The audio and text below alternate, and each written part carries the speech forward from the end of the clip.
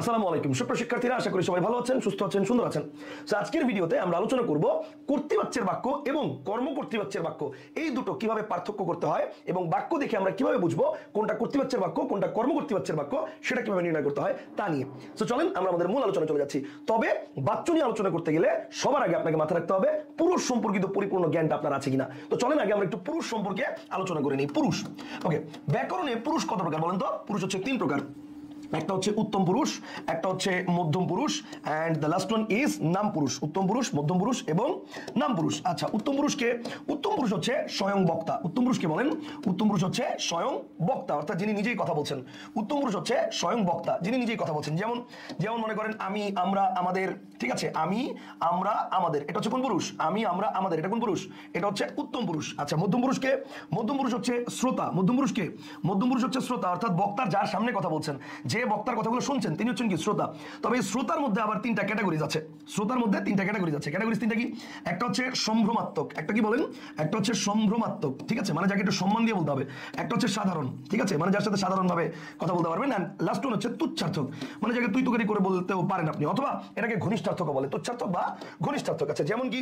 যেমন দেখেন সম্ভ্রমাত্মক যেটা, যেমন মনে করেন আপনি, আপনারা, আপনাদের, আপনি, আপনারা, আপনাদের, একটু সম্মান দিয়ে বলছেন, ঠিক আছে? আপনি, আপনারা, আপনাদের। সাধারণ কি? সাধারণ হচ্ছে তুমি, তোমরা, তোমাদের, তুমি, তোমরা, তোমাদের, তুমি, তোমরা, তোমাদের, এটা হচ্ছে সাধারণ, তুমি, তোমরা, তোমাদের। এন্ড তুচ্ছার্থক কি? যেমন মনে করেন তুই, তোরা, তোদের, তুই, তোরা, তোদের, তুই, তোরা, তোদের, এটা হচ্ছে তুচ্ছার্থক বা ঘনিষ্ঠার্থক। তাহলে উত্তম পুরুষ হচ্ছে স্বয়ং বক্তা, মধ্যম পুরুষ হচ্ছে শ্রোতা। শ্রোতার আবার 3টা ক্যাটাগরিজ আছে, সম্ভ্রমাত্মক, সাধারণ, তুচ্ছার্থক। সম্ভ্রমাত্মক হচ্ছে যে একটু সম্মান দিয়ে বলা, যেমন আপনি, আপনারা, আপনাদের। সাধারণ হচ্ছে তুমি, তোমরা, তোমাদের। এন্ড তুচ্ছার্থক হচ্ছে তুই, তোরা, তোদের। এন্ড লাস্ট ওয়ান সেটা হচ্ছে নাম পুরুষ। নাম পুরুষ কি? নাম পুরুষ হচ্ছে যিনি অনুপস্থিত। নাম পুরুষ কি বলেন? নাম পুরুষ হচ্ছে যিনি অনুপস্থিত, তিনি হচ্ছেন কি বলেন? তিনি হচ্ছেন নাম পুরুষ। আচ্ছা, যেমন কি ভাই? যিনি অনুপস্থিত তিনি নাম পুরুষ। যেমন যেমন মনে করেন আমি যদি বলি সে, তারা, তাদের, সে, তারা, তাদের, সে, তারা, তাদের, অথবা আমি যদি বলি যে কোনো নাম, সে, তারা, তাদের, অথবা যে কোনো নাম, সেটাও কিন্তু নাম পুরুষ। যে কোনো নাম, এটা যে কোনো কিছু নাম হতে পারে, যে কোনো নাম হলে সেটাও কিন্তু নাম পুরুষ। তাহলে পুরুষ সম্পর্কে আইডিয়াটা আশা করি আমাদের ক্লিয়ার। তাহলে পুরুষ জিনিসটা কি?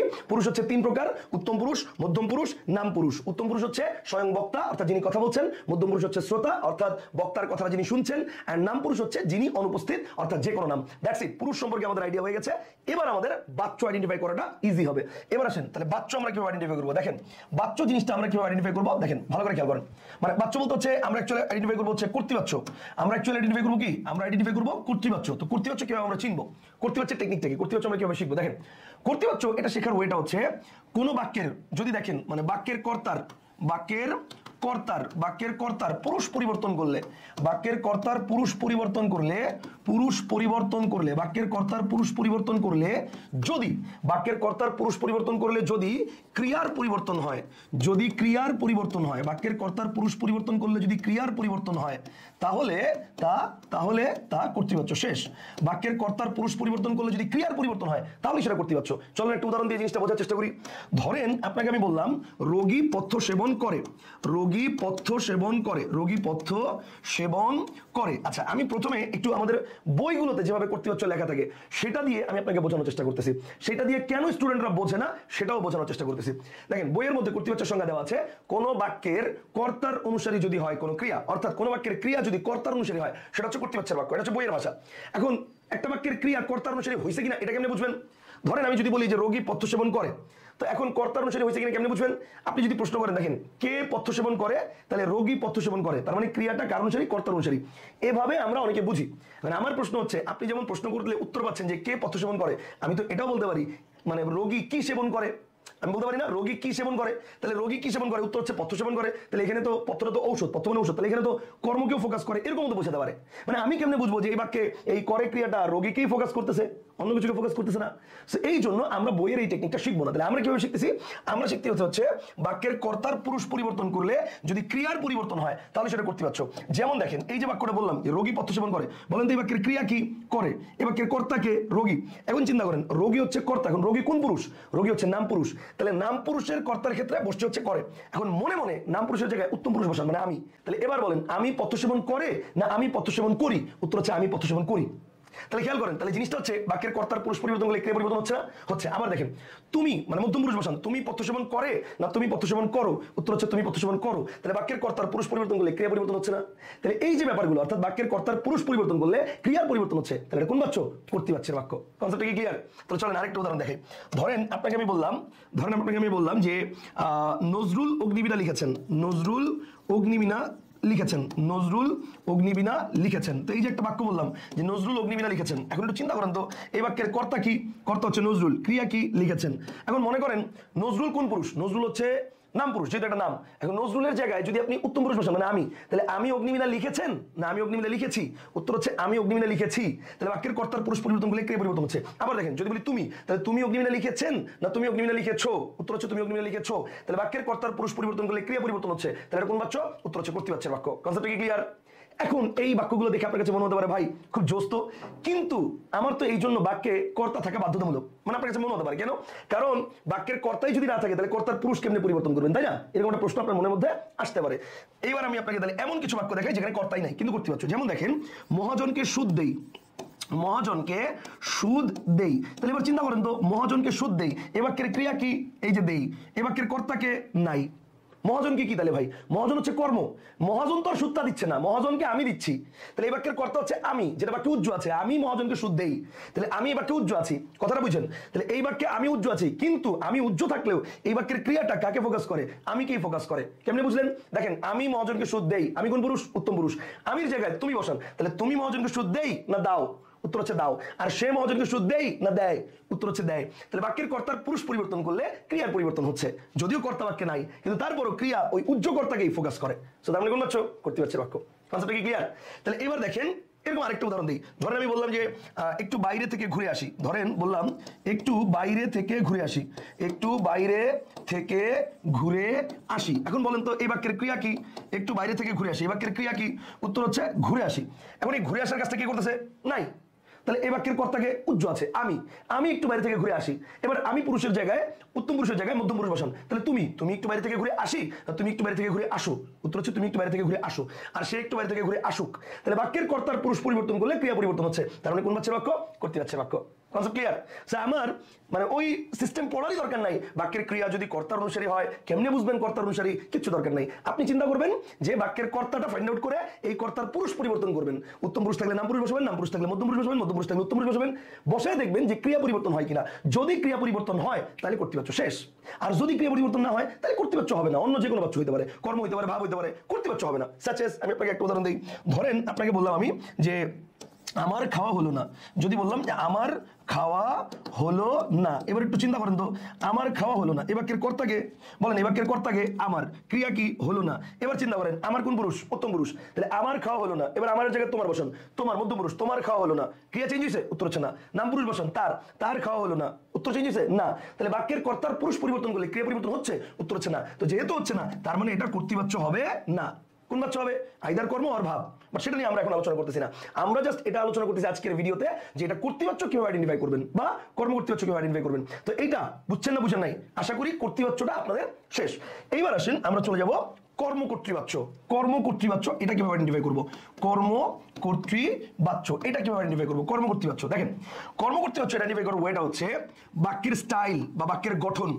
বাক্যের গঠন যদি কর্তৃবাচ্যের মতো হয়, বাক্যের গঠন যদি কর্তৃবাচ্যের মতো হয়, গঠন যদি কর্তৃবাচ্যের মতো হয়, কিন্তু বাক্যের গঠন যদি কর্তৃবাচ্যের মতো হয়, কিন্তু কর্তার স্থানে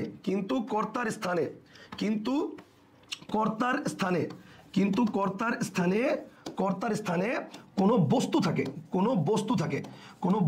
থাকে, দ্যাটস ইট। সেটাই হচ্ছে কি? সেটাই হচ্ছে কর্মকর্তৃবাচ্য। কনসেপ্টটা কি ক্লিয়ার? কোনো বাক্যের গঠন যদি কর্তৃবাচ্যের মতো হয় কিন্তু কর্তার স্থানে কোনো বস্তু আছে, দ্যাটস ইট, এটাই কর্মকর্তৃবাচ্য। শেষ। যেমন কি ভাই, আসেন যেমন আমি একটা আপনাকে উদাহরণ দিই তাহলে বুঝবেন। ধরেন বইয়ের উদাহরণগুলো দিই, আগে বইয়ের কয়েকটা উদাহরণ দিই। ওই যে বাঁশি বাজে ওই মধুর লগনে, সুতি কাপড় টেকে বেশি, সাইকেলটা দ্রুত চলে। বাংলাদেশের মোস্ট অফ দ্য স্টুডেন্ট কর্মকর্তৃবাচ্যের বাক্যগুলো আসলে বুঝেই না এটা কেন কর্মকর্তৃবাচ্য। তারা এগুলো ঠাড়া মুখস্থ করে নেয়, বাঁশি বাজে ওই মধুর লগনে, সাইকেলটা দ্রুত চলে, আজান হচ্ছে, জল পড়ে, পাতা নড়ে, ঠিক আছে, এগুলো ঠাড়া মুখস্থ করে। নো, ঠাড়া মুখস্থ করবেন কেন? বুঝার জিনিস। আপনি যদি বুঝেন তাহলে লাখ লাখ উদাহরণ আপনার সামনে আসলেও আপনি বের করতে পারবেন। না বুঝলে ভাই একটু এদিক ওদিক তখন কিন্তু কাইট হয়ে যাবেন। তো এবার আসেন তাহলে আমরা জিনিসটা বোঝার চেষ্টা করি। ধরেন আমি বললাম বাঁশি বাজে ওই মধুর লগনে, তো বাঁশি বাজে ওই মধুর লগনে, বাঁশি বাজে ওই মধুর লগনে, কথাটা বুঝছেন? বাঁশি বাজে ওই মধুর লগনে। এখন বলেন তো এই বাক্যের ক্রিয়া কি? ক্রিয়া হচ্ছে বাজে।